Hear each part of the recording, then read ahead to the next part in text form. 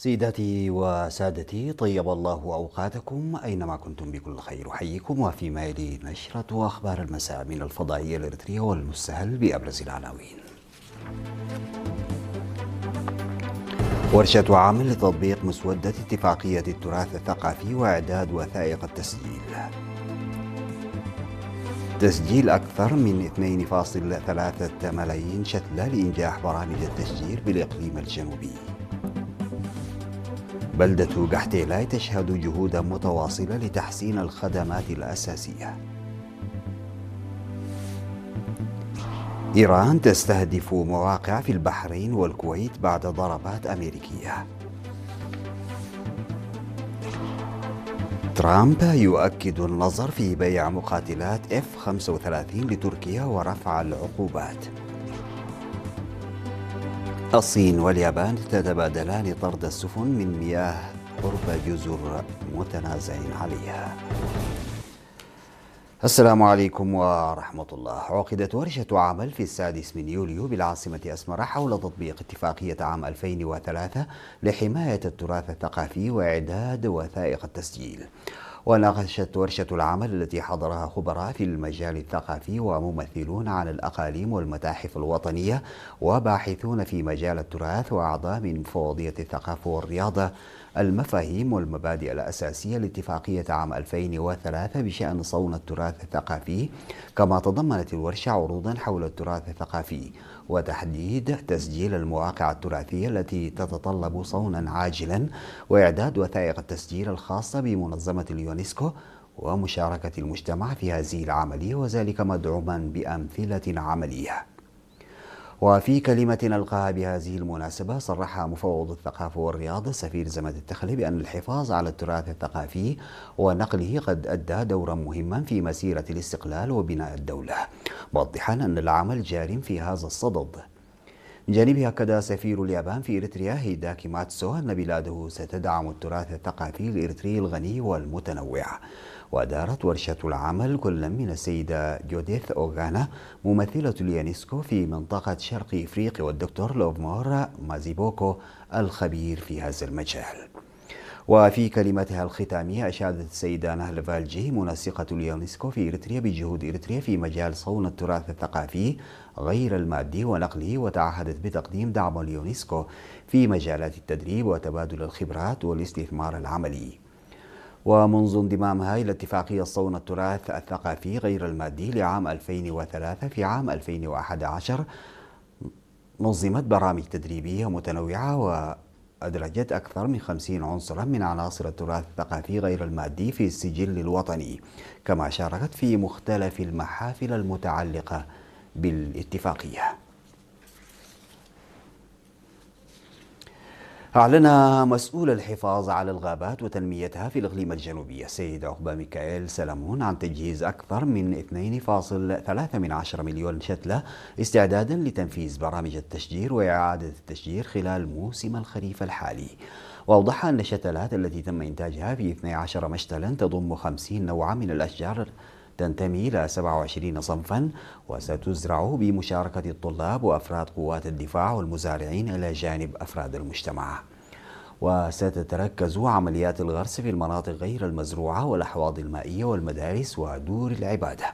وأشار السيد عقبة ميكائيل إلى أن الشتلات التي زرعت خلال السنوات الماضية في الأحواض المائية من قبل المزارعين وأفراد المجتمع حققت معدلات نمو جيدة، مؤكدا أن تحسن الوعي المجتمعي بأهمية حماية الغابات إلى جانب تشديد العقوبات على المتسببين في قطع الأشجار بصورة غير قانونية أسهم في استعادة الغطاء النباتي تدريجيا بالإقليم الجنوبي. وفي ختام تصريحاته شدد على أن توسيع الأحواض المائية وزراعة المزيد من الأشجار يمثلان ركيزة أساسية لإنجاح برامج إعادة التشجير، داعيا إدارات الضواحي إلى توفير الحماية والرعاية اللازمة للشتلات لضمان نموها ووصولها إلى المرحلة المطلوبة. حث متخصصون في الرعاية الصحية على تشجيع الزيارات وتقديم الدعم المعنوي للمصابات بالناسور في مركز إعادة التأهيل المخصص لهذه الحالات في مندفرة. وخلال برنامج الزيارة وتقديم المساعدة الذي نظمه اتحاد المرأة بمديرية دكة للمصابات بالناسور في 7 يوليو، استعرض أخصائي الولادة الدكتور أبراهام أمانييل أسباب الناسور وعواقبه ومضاعفاته، مؤكدا على ضرورة تعزيز دور المجتمع، نظرا لأن علاج الناسور والتعافي منه ينطوي على جوانب جسدية واقتصادية واجتماعية. وأشار إلى أن الخدمات التي تقدمها وزارة الصحة في المركز بدءا من الجراحة ووصولا إلى التعليم والتدريب الأكاديمي والمهني تهدف إلى التأكيد على هذا الهدف.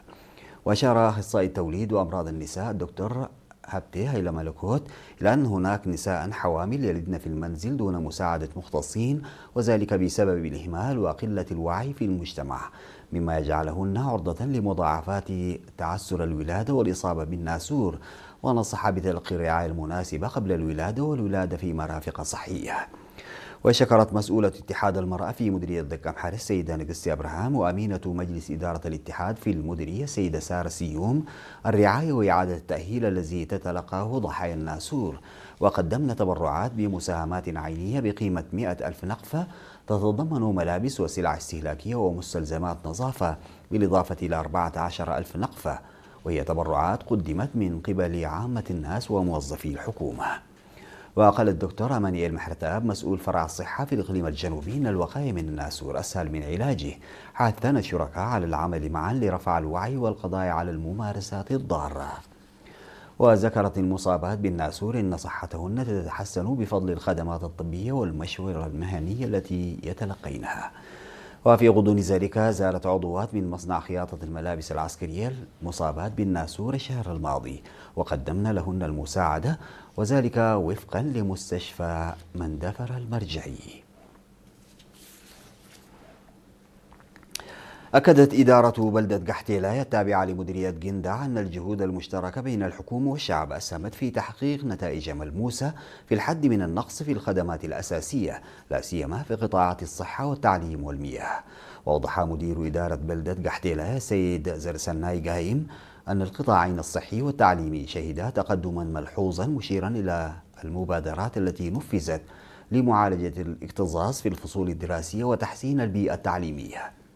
وفي قطاع المياه أفاد بأن الفترة الممتدة بين عامي 2022 و 2025 شهدت تنفيذ مشروع بالتنسيق مع المكتب المركزي لإدارة الموارد المائية وإدارتي الإقليم والمديرية، تم خلاله إنشاء خزان مياه رئيسي بسعة 300 متر مكعب، إلى جانب تزويده بمنظومة طاقة شمسية متكاملة، مضيفا أن نحو 80% من الأسر في البلدة تستفيد حاليا من شبكة المياه الممتدة إلى المنازل.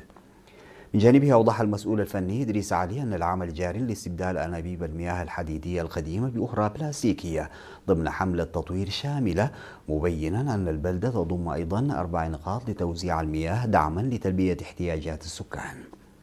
وأكد المشاركون في حملات العمل الجماعي أن المبادرات الطوعية التي ينفذها الأهالي حققت نتائج إيجابية على أرض الواقع، معربين عن التزامهم بمواصلة هذه الجهود خلال المرحلة المقبلة. وتقع بلدة قحتيلاي على الطريق الرئيسي الرابط بين أسمر ومصوع، ويبلغ عدد الأسر المقيمة فيها 668 أسرة. بعد الفاصل سيداتي وسادتي أعود بالأخبار الخارجية.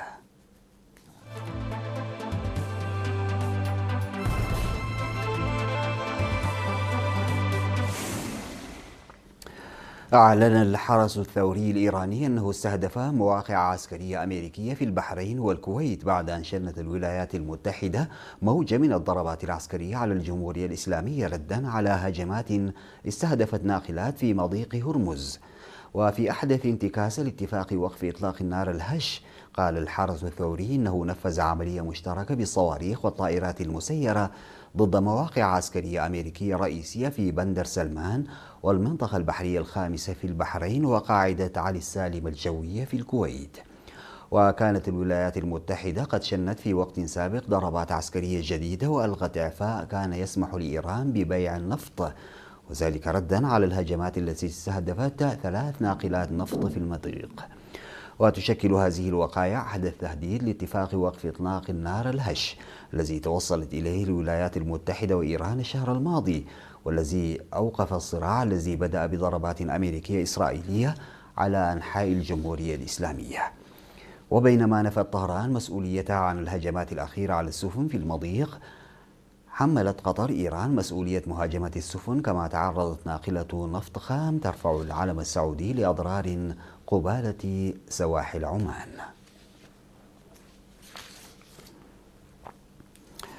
أكد الرئيس الأمريكي دونالد ترامب أنه سيتم النظر في إمكان بيع تركيا مقاتلات F-35 ورفع العقوبات المفروضة عليها بموجب قانون مكافحة خصوم أمريكا بالعقوبات كاتسا، التي فرضت بسبب اقتنائها منظومة الدفاع الجوي الروسية S-400. وقال ترامب خلال مؤتمر صحفي في مستهل مباحثاته مع الرئيس التركي رجب طيب أردوغان، حيث يزور أنقرة للمشاركة في القمة 36 لحلف شمال الأطلسي الناتو. وأضاف أنه لا يشعر بأي قلق تجاه حصول تركيا على مقاتلات F-35 أو أي طائرات أخرى، وأن من حق تركيا أيضا الحصول على معدات تحديث وصيانة الطائرات التي اشترتها من أمريكا. بدوره أشار أردوغان إلى إمكانية الإعلان خلال قمة الناتو عن تنفيذ وعد الرئيس ترامب بحصول تركيا على طائرات F-35 وكذلك على المحركات التي أعلن عنها بقيمة 700 مليون دولار. أعلن خفر السواحل الصينيون إنهم أجبروا سفينة يابانية على مغادرة المياه القريبة من جزر متنازع عليها، فيما أصدرت طوكيو إعلانا عن خطوة مماثلة بحق سفينتين صينيتين. وذكر خفر السواحل الصينيون في بيان أن قارب الصيد الياباني زويهو مارو توغل في المياه الإقليمية، واتخذ السفن خفر السواحل الصينية الإجراءات اللازمة لتحذيره وطرده وفقا لما ذكرته وكالة الصحافة الفرنسية. وتشهد الدولتان نزاعا إقليميا طويل الأمد حول جزر سينكاكو المعروفة باسم جزر دياويو في الصين، والواقعة بين تايوان وأوكيناوا اليابانية. وفي وقت سابق أعلن خفر السواحل اليابانيون إنهم طردوا سفينتين صينيتين من مياه قريبة من جزر سينكاكو. أطلقت الأمم المتحدة أول حوار عالمي من نوعه على مستوى الحكومات حول حوكمة الذكاء الاصطناعي، في خطوة تاريخية تهدف إلى تنظيم الفضاء الرقمي وسد الفجوة التقنية الآخذة في الاتساع. ويشارك في الحوار ممثلين عن 193 دولة عضو في المنظمة الدولية، إلى جانب كبرى شركات التكنولوجيا العالمية والأوساط الأكاديمية والمجتمع المدني والتقني، لرسم أطر تنظيمية تضمن توزيع فوائد هذه الطفرة التقنية بعدالة. وتستمر جلساته على مدار يومين في جنيف. وحذر الأمين العام للأمم المتحدة أنطونيو غوتيريش في كلمته الافتتاحية من الوتيرة المتسارعة وغير المسبوقة لتطور الذكاء الاصطناعي، مشددا على ضرورة تحويل المشاركة العالمية إلى خطوات عمل ومواثيق حقيقية تجعل الذكاء الاصطناعي أكثر أمانا وأخلاقية. ويسعى الحوار العالمي في دورته الافتتاحية إلى تصحيح الخلل التاريخي في صياغة القوانين المنظمة للإنترنت والتقنيات الحديثة. ختاما سيداتي وسادتي، إلى حضراتكم تذكير بأبرز العناوين. ورشة عمل لتطبيق مسودة اتفاقية التراث الثقافي وإعداد وثائق التسجيل. تجهيز أكثر من 2.3 مليون شتلة لإنجاح برامج التشجير بالإقليم الجنوبي. بلدة قحطيلاي تشهد جهودا متواصلة لتحسين الخدمات الأساسية. إيران تستهدف مواقع في البحرين والكويت بعد ضربات أمريكية. ترامب يؤكد النظر في بيع مقاتلات F-35 لتركيا ورفع العقوبات. الصين واليابان تتبادلان طرد السفن من مياه قرب جزر متنازع عليها. انتهت نشرة أخبار المساء، قدمتها لحضراتكم من الفضائية الإريترية. شكرا لمتابعتكم. السلام عليكم ورحمة الله تعالى وبركاته.